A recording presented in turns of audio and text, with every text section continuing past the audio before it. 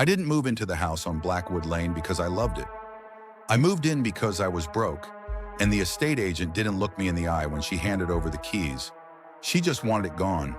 The house smelled like things that hadn't seen the sun in 50 years. Damp wood, iron, and a faint sickly sweetness, like lilies left to rot in a vase. For the first few nights, I stayed in the living room. I told myself it was because the bedroom wasn't ready. But the truth?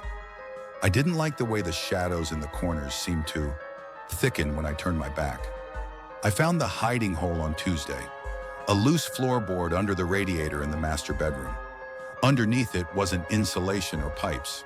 It was a box, a heavy iron-bound box that felt unnervingly warm to the touch. Inside was an album. The leather was so old it felt like human skin, thin, oily and peeling. I opened it, expecting memories. Instead, I found a massacre of identity. The first photo was a family portrait, a father, a mother, 2 children.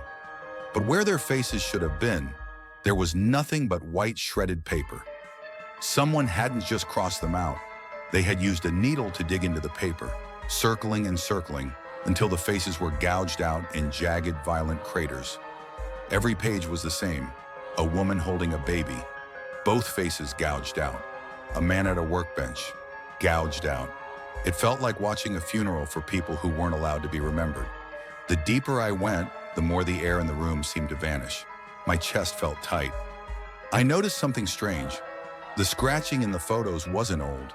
There were tiny, fresh flakes of paper sitting on the pages. White dust, like it had just been done.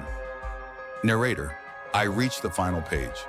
My heart wasn't just beating, it was slamming against my ribs.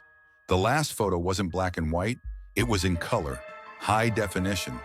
It was a photo of a man sitting on the floor of a bedroom, holding an old, oily leather book. I saw my own flannel shirt. I saw the messy hair I'd forgotten to comb that morning. I saw the fear in my own eyes reflected back at me from the glossy paper. It was me, perfectly preserved, the only face in the entire book that hadn't been destroyed. But as I stared at it, I saw a movement in the photo. In the background of the image, in the shadow of the closet right behind where I was sitting, a thin gray hand was reaching out. It was holding a long silver darning needle. I felt a sharp, cold sting on my own forehead, right between the eyes. I looked up, but my neck wouldn't move. I was locked, frozen. I looked back down at the photo one last time. The needle in the picture was moving. It began to dig into the paper where my eyes were.